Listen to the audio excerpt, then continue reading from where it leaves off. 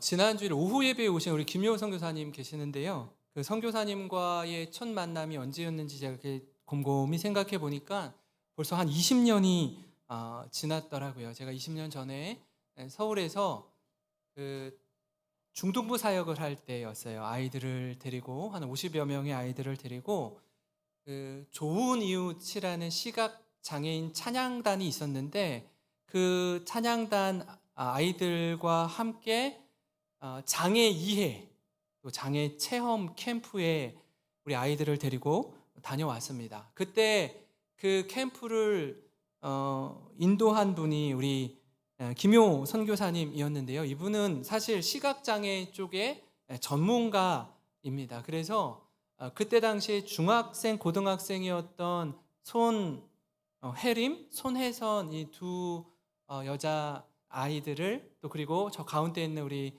청년을 찬양단을 구성하고 또 앨범도 내고 또 집회도 하고 이렇게 캠프를 같이 했습니다. 그때 처음 만났는데 제가 너무나 감동이 되었습니다. 왜냐하면 이분의 진심이 느껴지는 거예요.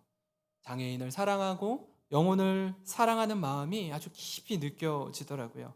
그때 만난 저 아이들이 20년이 지났으니까 이제 한 30대 중반 정도 됐죠. 어, 그 남편을 만나서 가정을 이루고 결혼을 하고 또 자녀를 낳고 이렇게 지내니까 선교사님이 내가 할 수 있는 데까지는 여기까지인 것 같다라고 생각하시고 9년 전에 동남아 배낭여행을 다니는 가운데 어려운 나라 중에 또 가장 어려운 나라의 한 나라인 라오스에 가서 장애인 선교를 처음 시작해서 지금까지 이렇게 지내왔습니다.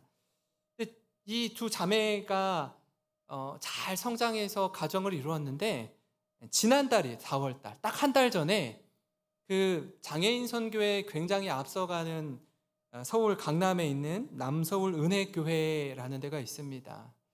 이곳은 이제 미랄학교, 장애인 학교를 세우기도 하고 또 교회를 세우기도 했는데 처음에 강남에 장애인 학교를 세운다고 하니까 강남 사람들이 가만히 있겠어요?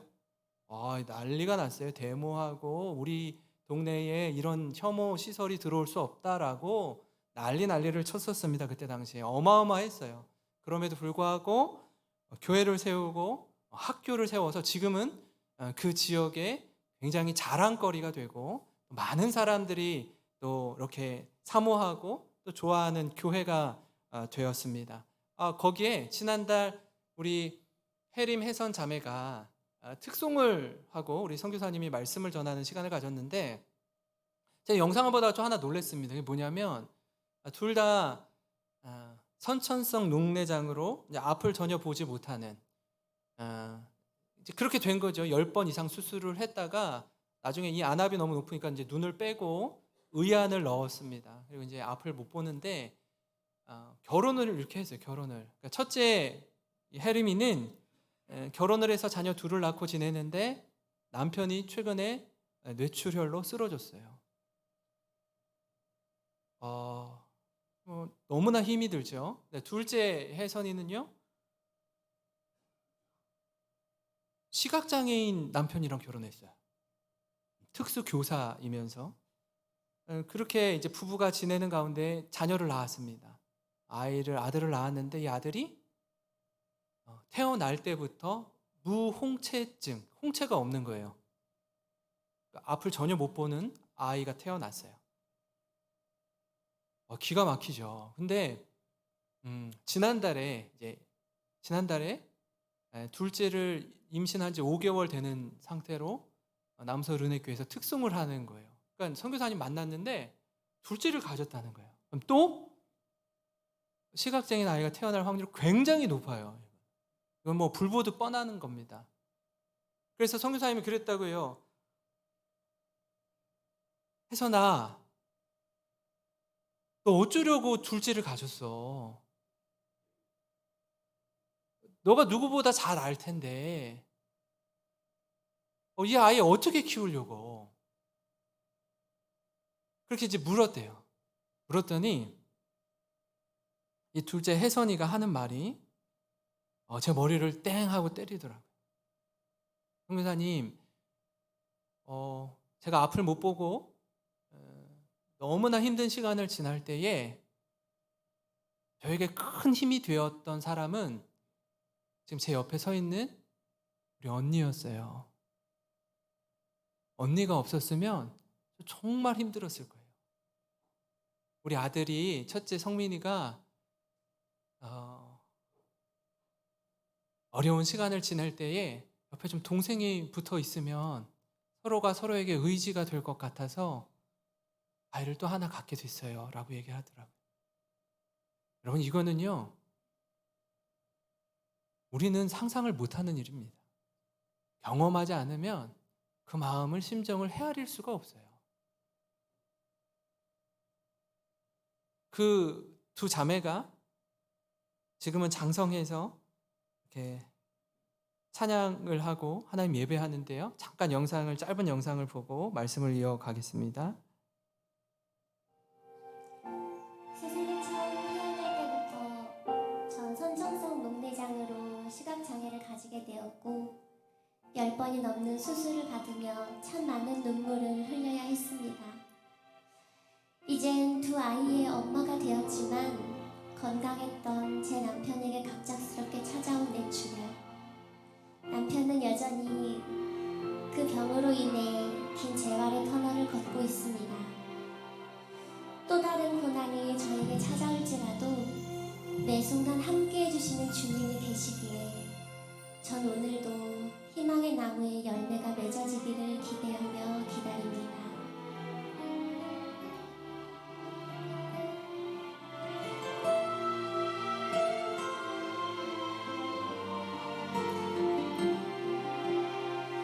내 삶에 깊은 슬픔이 찾아와서 난 많이 괴로웠지만 또 흔들렸지만 그 아픔의 시간 통해 예전엔 몰랐던 은혜와 기쁨을 맛보았죠. 생명이 얼마나 소중한 건지 감사는 얼마나 작은 데서 시작되는지 절망은 얼마나 나를 죽게 하는지 소망은 얼마나 큰 힘을 주는지 내 고통까지도 사용하시어 생명의 빛으로 세상을 밝히시는 주 그 사랑 안에 있다며 나의 고난도 그 축복이란 걸 깨닫게 하셨죠. 저 주님께 감사해요.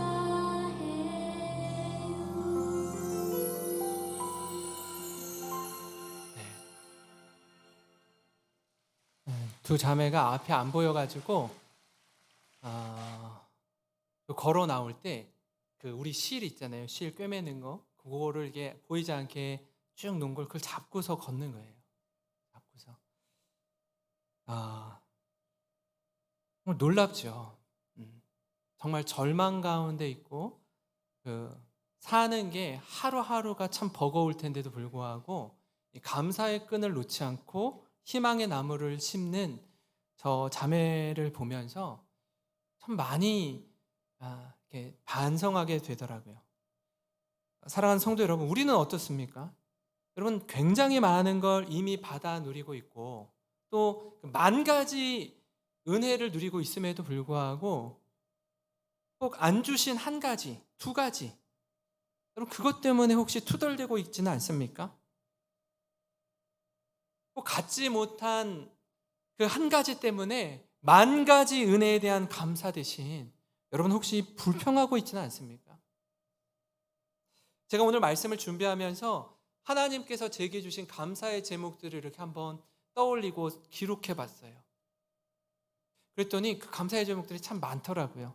첫 번째는요, 저 같은 사람이 이렇게 목사가 됐다라는 게 정말 하나님 앞에서 감사하더라고요. 그리고 저를 위해서 배후에서 기도해 주시는 양가 부모님이 계신 것이 감사하고요. 또 이렇게 남편 목사 목회한다고 사실 사모는요, 이 쉬운 자리가 아니거든요.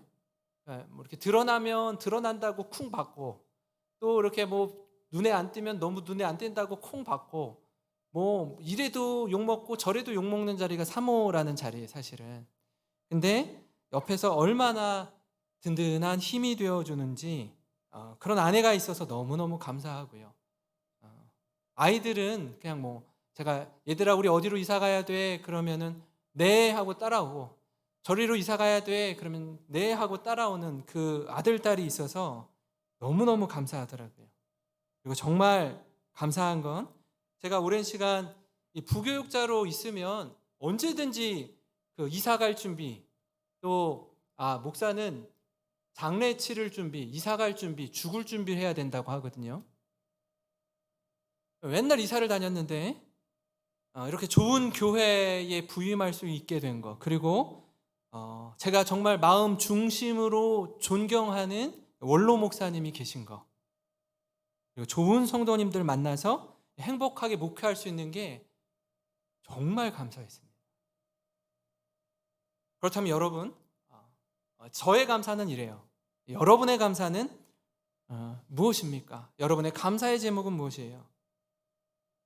한번 곰곰이 생각해 보시기 바랍니다. 저는 뭐 감사할 거리가 별로 없는 것 같은데요. 너무나 힘들어요, 목사님. 제가 얼마나 힘든지 모르죠. 혹 그런 분이 계실지라도 집으로 돌아가셔서 감사의 제목들 하나하나 이렇게 한번 기록해 보세요. 이렇게 기록해 보세요. 그러면 놀랍게도 아주 작은 것 하나까지 이게 얼마나 감사한 일인지 감사의 제목들이 생각날 겁니다. 여러분, 오늘 우리가 읽은 이 말씀은요, 바울이 노년에 이제 순교를 앞두고서 영적인 아들이요 또 목회 동역자인 디모데에게 쓰는 편지입니다. 쉽게 말씀드리면 그런 거예요. 원로 목사님이 은퇴하시면서 이제 후임 젊은 목사에게 주는 주옥 같은 메시지입니다. 그렇게 이해하시면 딱 이 디모데 전서 후서 말씀이 더 깊이 다가올 텐데요. 이 우리에게 주신 이 한 번뿐인 인생 가운데 우리가 왜 감사하며 살아야 되는지, 왜 이 감사의 끈을 놓치면 안 되는지 좀 그 이유를 함께 나누고자 하는데요. 그 첫 번째는 뭐냐면 덮어주시는 은혜를 우리가 받았기 때문입니다. 하나님 우리를 부르실 때요, 우리의 과거를 덮어주시면서 부르세요. 놀라운 은혜입니다. 이게 우리에게 감사요 감격인데, 왜냐하면 사탄 마귀는 집요하게요, 여러분 아픈 곳, 여러분의 그 부끄러운 과거, 이거를 계속 헤집고 들춰내기 때문입니다. 가서 한번 보세요. 이렇게 냇물 이렇게 보면은요, 저 밑은 곳 밑에 이렇게 뭐가 이렇게 가라앉은 게 있어요. 우리가 거기 들어가서 한번 헤집으면 어떻게 되죠? 확 하고 부유물이 올라옵니다. 너 이런 사람이야. 너 이것밖에 안 돼. 몰라? 계속 자괴감에 빠지게 하고 나는 아무것도 할 수 없는 가치 없는 존재로 막 스스로 여기도록 그렇게 만들어요. 근데 우리 예수님은 우리의 부끄러운 과거를 덮어주시는 거예요. 덮어주시는 겁니다. 12절 13절을 보시면요, 나를 능하게 하신 그리스도 예수 우리 주께 내가 감사함은 나를 충성되이 여겨 내게 직분을 맡기심이니 내가 전에는 비방자요 박해자요 폭행자였으나 도리어 긍휼을 입은 것은 내가 믿지 아니할 때에 알지 못하고 행하였음이라. 이렇게 말씀합니다. 예수님께 감사하는 건 뭐냐면 불충성한 사람인데, 자기가 충성되지 못한 사람인데 어떻게 해요? 예수님이 바울을 충성되이 여겨 주셨다라는 겁니다. 여러분, 이 부분이 참 가슴 깊이 다가오는데, 왜냐하면 바울의 과거를 돌이켜볼 때 그는요, 복음을 전하는 사도로서의 자격이 없는 사람입니다. 왜냐하면 여러분 아시잖아요. 바울은요, 예수님 믿기 전에 예수 믿는 이들을 비방하고 박해하고 심지어 폭행하는 일에 앞장섰던 자였습니다. 그런 사람이 어떻게 사도가 될 수 있어요? 상식적으로 말이 안 되는 겁니다. 여러분 그렇지 않습니까? 예를 들어서 여기 사업을 경영하는 분들이 계시는데, 그러면 이제 1인 기업을 하시는 분도 계시지만 또 이렇게 사람의 도움이 필요해서 사람을 채용하는 분도 계셔요. 채용할 때 여러분 뭐 제출하라고 해요? 뭐 써내라고 해요? 이력서 써내라고 해요. 이력서는요, 자신이 지금 어떻게 살아왔는지 그 인생 여정을 담고 있는 글입니다. 그 사람의 과거를 통해서 현재의 모습을 평가하고 선발하는 거예요. 기대감을 가지고. 바울의 이력서를 보면 복음 전도자로서 합당하지 않습니다. 복음을 전혀 이해하지 못할 뿐 아니라 복음을 믿고 따르는 일을 심하게 박해했던 사람이에요. 근데 어떻게 바울이 복음 전도자로 이방인의 선교사로 사명을 감당할 수 있겠습니까? 인간적으로 생각하면 두말할 것 없이 이력서를 딱 보고 이 사람은 무조건 믿고 거르는 카드, 두 번 다시 안 보는, 이렇게 문자로 보내잖아요. 죄송합니다. 꼭 모시고 싶었지만 아쉽게도 우리 회사에서 같이 함께 동역할 수 없게 되었습니다. 뭐 이렇게 보내잖아요. 안 받아보셨어요? 저는 많이 받아봤는데 그렇게 보내요. 믿고 버르는 카드예요. 거르는. 그러나 예수님은 그의 과거를 덮어주셨습니다. 더 이상 묻지도 따지지도 않는 거예요. 집 나간 탕자가 여러분 몰골이 거짓골이 되어서 집으로 돌아올 때에 그 아버지 모습 기억하세요? 뭐 묻고 따지고 이런 거 없어요. 어떻게 해요? 종을 불러다가 가장 좋은 옷으로 입히고 손에 가락지를 끼우고 발에 신을 신기라고. 이 내 아들은 죽었다가 다시 살아났으며 잃었다가 다시 찾은 아들이라고. 너 왜 그랬어? 너 이리 와봐. 너 아버지가 버젓이 건강히 살아있는데 유산이나 달라고 그러고, 근데 그럴 줄 알았어. 너 잘 됐어. 이 꼴이 뭐야 이거. 이런 말을 한마디도 하지 않아요. 그냥 다 덮어주는 거예요. 그게 하나님의 사랑이요, 덮어주시는 은혜인 줄 믿습니다. 사랑하는 성도 여러분, 우리가 넘치는 감사로 살아갈 이유가 여기 있습니다. 만약에 여러분 우리의 삶을 24시간 이 틀어놓는 CCTV가 우리를 계속해서 따라다니면서 일거수일투족을 생방송을 한다고 한번 생각해보세요. 생방송을 한다고. 살 수 있습니까? 그런 영화가 있었어요. 그런 영화가. 트루먼 쇼라고, 한 아이가 엄마 뱃속에서 태어나는 순간부터 죽을 때까지 얘는 몰라. 얘는 모르는데 온 세상에 라이브로 생방송이 되고 있는 거예요. 나중에 알아요. 나중에. 다 커서 알아요. 이거 뭔가 이상한데? 이 사람들 움직이는 게 다 스텝들인 거예요. 모든 사람이다. 연출된 공간 안에서 평생을 살아가는 거예요. 내 모든 것들이 방송에 다 드러나는 거예요. 여러분 이러면 살 수 있습니까? 못 살걸요. 부끄러워서. 그러나 사랑으로 덮어주시는 은혜, 우리의 지난 날 죄와 허물을 덮으시는 은혜로 우리가 이 자리에 서게 된 줄 믿습니다. 여러분 이 사실을 기억하면서 감사함으로 살아가시는 저와 여러분이 되길 주님의 이름으로 축원합니다. 그런가 하면요, 한 번뿐인 인생 감사하면서 살아가야 할 두 번째 이유는 구원하시는 은혜를 받았기 때문입니다. 여러분 모든 사람에게 있어서 가장 중요한 것 중에 하나는 뭐냐면 구원의 문제입니다. 만약에 이 땅에서의 삶이 끝이라면 여기서 잘 먹고 잘 살고 누리면 돼요. 그러나 성경은 분명히 말하기를 죽음 이후에 반드시 심판이 있다라고 말합니다. 이 심판의 문제가 우리를 기다리는 거예요. 이 심판의 자리에서 영원한 생명으로 인도하시는 분이 계십니다. 그분은 바로 예수 그리스도입니다. 바울은요, 전에 이분을 믿지 않았어요. 그래서 예수 믿는 자를 박해하는 일에 누구보다 열심을 냈습니다.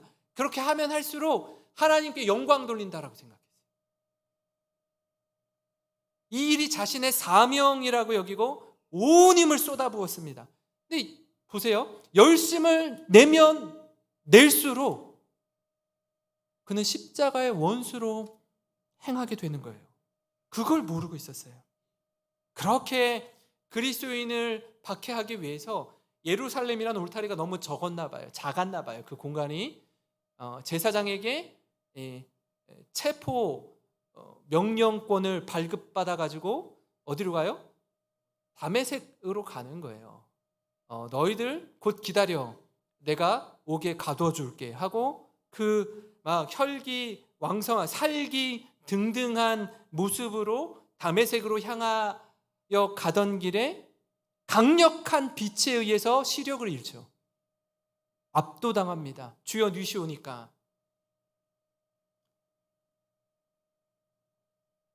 네가 그러니까 뭐죠? 왜 나를 박해하느냐? 네가 박해하는 예수라라고 예수님 말하죠. 네가 박해하는 예수라. 뭘 잘못하고 있는지 모르는 거죠. 그리고 나서 그의 인생이 완전히 뒤바뀌는데요. 디모데전서 1장 14절 15절에 우리 주의 은혜가 그리스도 예수 안에 있는 믿음과 사랑과 함께 넘치도록 풍성하였도다. 미쁘다 모든 사람이 받을 만한 이 말이요, 그리스도 예수께서 죄인을 구원하시려고 세상에 임하셨다 하였도다. 죄인 중에 내가 괴순이라. 예수님의 은혜가 자기에게 믿음과 사랑과 함께 넘쳤대요. 왜요? 자기 같은 죄인을 구원하시기 위해서 예수님이 이 땅에 오셨다라는 걸 굳게 믿기 때문에 그렇습니다. 여러분, 그 부활하신 예수님을 다메섹 도상에서 만나고 바울이 드디어 깨달아요. 뭐죠? 내가 죄인이었구나. 내가 예수님의 원수로 행하며 살았구나. 이거 깨닫는 거예요. 제가 바울이라면 그런 생각이 들었을 것 같아요. 그러면 내가 이때까지 살았던 인생은 뭐지? 내 과거가 다 부정당하는 듯한 느낌이 들잖아요. 여러분, 이거 너무나 큰 충격입니다. 그 이단에 빠져 있다가 그 이단으로부터 나온 사람들이 느끼는 감정이 이런 거예요. 자신들은 이게 전부인 줄 알고 살았는데, 목숨 걸고 지킨다고 했는데, 신천지나 하나님의 교회나 JMS나 이런 곳에 있던 사람들이 그곳에서 빠져나왔어요. 나오고 정신을 차리고 보니까 자신의 과거가 전부 다 부정당하는 느낌. 너무나 힘이 드는 거예요. 그럼 어떻게 살아야 되죠? 내 인생 어떻게 되는 건가요? 바울도 똑같았습니다. 그런 마음이 있었어요. 그래서 뭐라고 얘기해요? 죄인 중에 내가 괴순이라. 좀 더 정확히 말하자면 사실 이 고백은 예수님을 만난 후에 즉시 한 고백이 아니고요. 오늘 말씀처럼 이 디모데전서 1장에 나와 있어요. 언제라고요? 이제 순교를 앞둔 상태, 언제 죽음을 맞닥뜨릴지 모르는 상태. 그때 디모데에게 편지하면서 고백한 거예요. 그러면 왜 처음 예수님 만날 때 고백하지 않고 이때예요? 예수님을 알면 알수록 신앙의 깊이와 넓이가 더해지면 질수록 내가 정말 하나님 앞에서 죽을 수밖에 없는 죄인이구나를 절실하게 느끼는 거예요. 절절하게 느끼는 겁니다. 여러분, 무엇을 의미합니까? 한평생 살아보니 하나님의 인도하심을 받으니 하나님께 더 가까이 가면 갈수록 자신의 죄가 더 크게 드러나는 겁니다. 그래서 스스로 말하기를 죄인 중에 괴수라고 말하는 거예요. 사랑하는 성도 여러분, 오래 참고 기다리시며 구원의 은혜를 베푸신 하나님을 생각할 때에 우리는 감사하지 않을 수 없습니다. 구원의 감격과 은혜를 잊을 수 없어요. 그렇게 우리는 오늘 하루를 살아갈 이유가 분명합니다. 그 어떤 것도요, 우리를 그리스도 예수의 사랑에서 끊을 수 없다라는 사실을 믿으시기 바랍니다. 이 소망을 가지고 살아가는 우리 모든 성도 되시길 주님의 이름으로 축원합니다. 그런가 하면 마지막으로 한 번뿐인 인생 감사하며 살아가야 할 이유, 그 세 번째는 뭐냐면요, 오래 참아주시는 은혜를 받았기 때문입니다. 여러분, 이 부분에 대해 아무리 생각해도 감사하지 않을 수 없습니다. 얼마나 빠른 세상에 살고 있습니까, 우리가? 그죠? 조급하고 분주하고 빨리빨리 살아가는 시대 속에서 오래 참는 건 이게 쉬운 게 아니에요. 한번 생각해 볼까요? 기다리지 못하고 쏟아놓는 말이 얼마나 많은지 모릅니다. 깊이 생각하지 않고 행동하는 일로 인해서 얼마나 어려움을 겪는지 몰라요.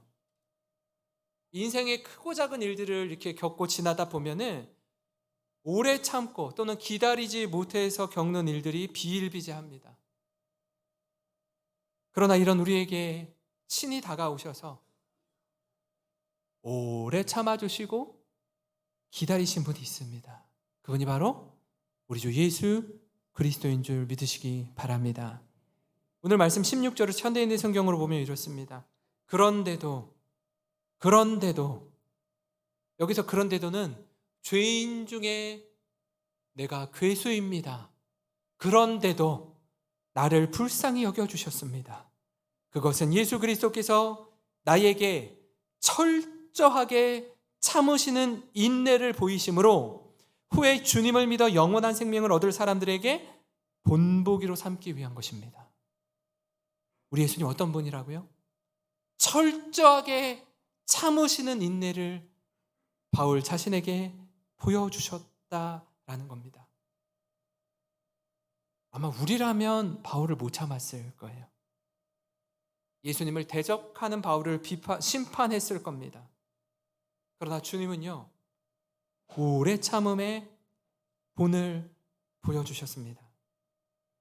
그걸 미리 본인이 경험하니까 어떻게 해요? 자신의 선교 사역 가운데, 목회 사역 가운데 참지 못할 일들이 막 이렇게 일어나네요.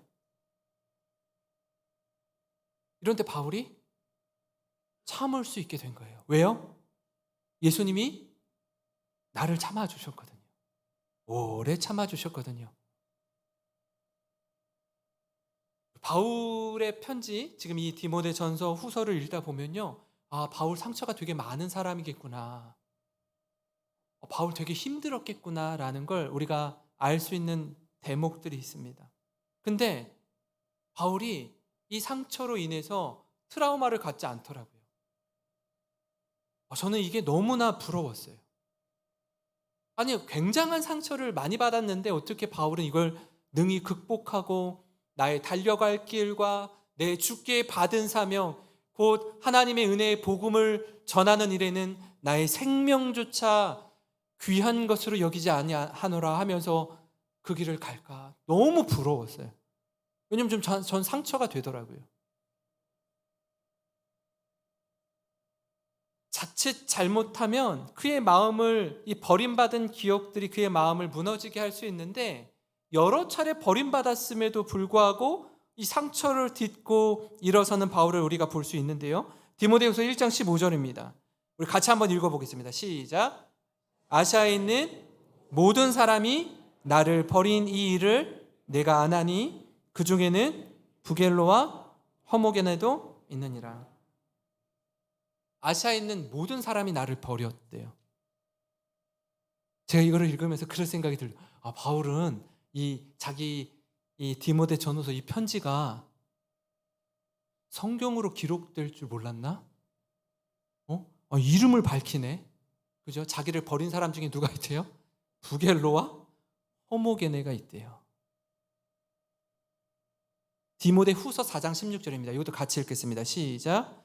내가 처음 변명할 때에 나와 함께한 자가 하나도 없고 다 나를 버렸으나 그들에게 허물을 돌리지 않기를 원하노라. 아멘. 처음 사역할 때에 자기를 좋아한다고 따라다니고 함께 사역한 동역자들이 있었어요. 근데 어떻게 해요? 내가 처음 변명할 때 나와 함께한 자가 이제는 하나도 없고 다 나를 버렸대요. 다 나를 버렸대요. 근데 그 다음이 중요해요, 여러분. 다 나를 버렸으나 그러나 그들에게 허물을 돌리지 않기를 원하노라. 여러분, 우리는요 여기까지 나아가야 돼요. 버림받을 수 있습니다. 배신당할 수 있어요. 근데 그걸로 상처받고 그걸로 위축되고 그걸로 무너지는 것이 아니라 그러나 그들에게 허물을 돌리지 않기를 원하노라. 사랑하는 성도 여러분, 바울은 아주 엎드러지지 않았습니다. 도리어 더 크고 넓은 마음으로 극복하는 거예요. 오래 참고 기다리는 예수 그리스도를 본받아 바울도 그렇게 살아내는 겁니다. 사랑하는 성도 여러분, 우리가 감사하며 살아갈 이유는 분명합니다. 먼저는 덮어주시는 예수님의 은혜를 경험한 이들입니다. 믿습니까? 죽을 수밖에 없는 죄로부터 구원하시는 은혜를 우리가 받았습니다.